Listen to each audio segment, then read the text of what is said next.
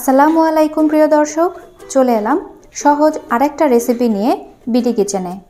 আজকে আপনাদের করে দেখাবো ঝটপট সুজির হালুয়া। ঘরে থাকা কিছু উপকরণ দিয়েই খুব সহজেই তৈরি করে নিতে পারবেন। আসছে শবে বরাতে এই সুজির হালুয়াটা তৈরি করে সার্ভ করতে পারেন। তো চলুন কিভাবে খুব সহজভাবে এই সুজির হালুয়া তৈরি করা যায় সেই রেসিপিটি দেখে নেওয়া যাক। তো প্রথমে আমি এখানে একটা ট্রে নিয়েছি, যেই ট্রেটার মধ্যে আমি সুজিটাকে একটা শেপে নিয়ে আসব। তো প্রথমে একটু ঘি ব্রাশ করে নিচ্ছি। চাইলে এই কাজটা আপনারা তেল বা বাটার দিয়েও করতে পারেন, তবে ঘি বা বাটার দিয়ে করলে হালুয়ার যে একটা ঘ্রাণ আসে সেটা কিন্তু তেলে পাবেন না। তো চেষ্টা করবেন ঘি অথবা বাটার দিয়ে করতে। তো হয়ে গেল ট্রেটা গ্রিস করা। এবার এটাকে একটা সাইডে রেখে দিচ্ছি। চুলায় আমি একটা ফ্রাইং প্যান নিয়ে নিয়েছি। এবার মিডিয়াম লো হিটে আমি সুজিটাকে ভেজে নেব। দিয়ে দিচ্ছি 3 টেবিল চামচের মতো ঘি। আমি এখানে মেজারমেন্ট কাপের 1.5 কাপ পরিমাণ মোটা দানার সুজি নিয়েছি। এবার এই ঘিয়ের মধ্যে সুজিটাকে খুব ভালোভাবে আমি ভেজে নিচ্ছি। অবশ্যই খেয়াল রাখবেন চুলার আঁচটা যাতে একদম লোতে থাকে, তা না হলে সুজিটা পুড়ে কালার নষ্ট হয়ে যাবে। পরে হালুয়ার কালারটা সুন্দর আসবে না আর খেতেও ভালো লাগবে না।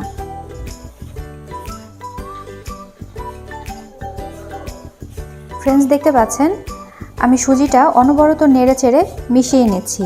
আর আমি এখানে কোনো গরম মশলা কিন্তু অ্যাড করিনি। তো আপনারা যদি গরম মশলা দিতে চান তাহলে প্রথমে ঘিটা দেওয়ার পরপরই আপনারা এলাচ, তারপর যে ধরনের মশলাগুলো দিতে চান যেমন দারচিনি, তেজপাতা, এগুলো দিয়ে তারপর সুজিটা ভেজে নিতে পারেন একসঙ্গে। হালুয়াতে আমি কোনো গরম মশলা অ্যাড করি না, আমার ভালো লাগে না, সেজন্য আমি দেইনি। আমি লো হিটে সুজিটাকে ভেজে নিয়েছি 3 মিনিট ধরে। এবার এখানে লিকুইড মিল্ক অ্যাড করে দেব। প্রথমে 1 কাপ দিয়ে দিচ্ছি, এবার বাকি 2 কাপও দিয়ে দিচ্ছি। এবার খুব ভালোভাবে মিশিয়ে নিচ্ছি। আমি এখানে দুধটা গরম ব্যবহার করেছি, এতে করে কি হয় সুজিটা খুব বেশি একটা দানা পাকতে পারে না। ঠান্ডা দিলে কি হবে সুজিটা দলা পেকে যায়। তো আপনারাও একটু গরম করে দেওয়ার চেষ্টা করবেন।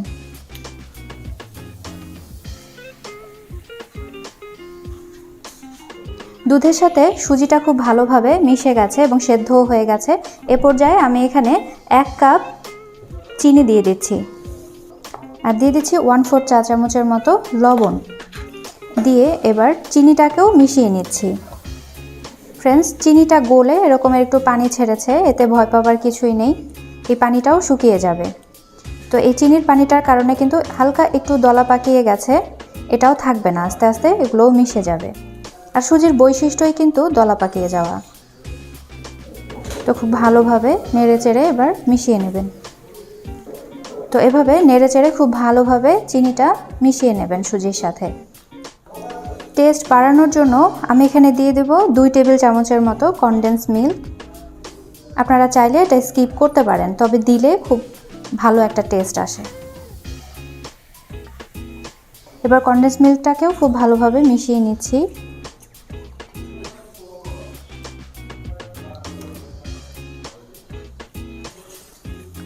পানিটা যখন সম্পূর্ণ শুকিয়ে আসতে শুরু করবে তখন দিয়ে দিচ্ছি 1/4 কাপের মতো গুঁড়া দুধ।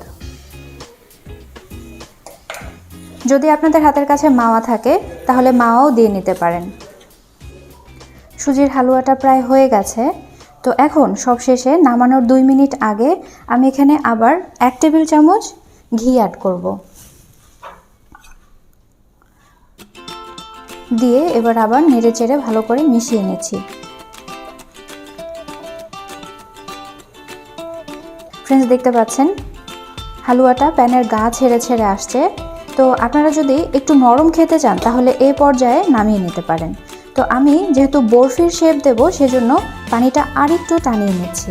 ডেজার্ট আইটেমের মধ্যে আমার মনে হয় এই সুজির হালুয়াটাই সব থেকে সহজ, ঝটপট তৈরি করে নেওয়া যায়, ঘরে কিছু উপকরণ থাকলেই হয়।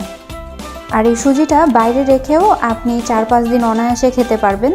আর যদি সংরক্ষণ করতে চান তাহলে 2 মাস পর্যন্ত ফ্রিজের নর্মাল চেম্বারে রেখে খেতে পারেন। এবার আমি সম্পূর্ণটা ঢেলে নিচ্ছি। এটা গরম থাকা অবস্থাতেই খুব দ্রুত করতে হবে।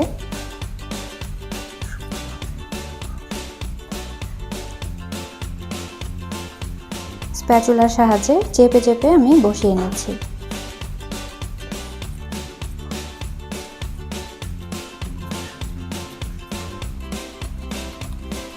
আমি যতটা সম্ভব একদম সমান করে দেওয়ার চেষ্টা করেছি, আপনারা আমার থেকে অনেক ভালো পারবেন।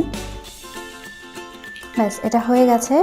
এবার আমি এখানে কিছু ড্রাই ফ্রুটস নিয়েছি, বাদাম, কাজু এবং কাঠবাদাম, সেটা দিয়ে দিচ্ছি। আপনারা চাইলে এখানে অন্যান্য ড্রাই ফ্রুটসও আপনাদের পছন্দ মতো দিতে পারেন।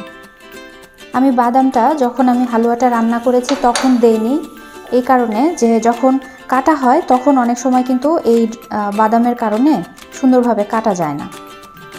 তো এভাবে একটু চেপে চেপে বসিয়ে দেব। ফ্রেন্ডস, এবার এটা ঠান্ডা হয়ে গেলে বরফির শেপে কেটে নিচ্ছি। তো সে পর্যন্ত অপেক্ষা করুন। ফ্রেন্ডস, ফিরে এলাম। এটা সম্পূর্ণ ঠান্ডা হয়ে যাওয়ার পর একদম পুরোপুরি সেট হয়ে গেছে এটা। আর এর মূল কারণ হচ্ছে কনডেন্স মিল্ক দেওয়ার কারণ কনডেন্স মিল্ক দিলে খুব সুন্দরভাবে বরফিটা সেট হয়ে যায়। তো এবার আমি কেটে নিচ্ছি। আমি স্কোয়ার শেপে কেটে নেব, আপনারা চাইলে ডায়মন্ড কাট করে নিতে পারেন। ফ্রেন্ডস, দেখুন কত সুন্দর হয়েছে বরফিটা। তো এভাবে আমি বাকি সবগুলো তুলে নিচ্ছি। ফ্রেন্ডস, এরই সাথে তৈরি হয়ে গেল দারুণ মজার সুজির হালুয়া। আশা করি রেসিপিটি আপনাদের অনেক সহজ মনে হয়েছে। তো আমার ভিডিওটি যদি ভালো লাগে অবশ্যই ভিডিওটিতে লাইক দেবেন, আর বরাবরের মতোই চ্যানেলটি সাবস্ক্রাইব করতে ভুলবেন না। সবাই অনেক বেশি ভালো থাকবেন। আল্লাহ হাফেজ।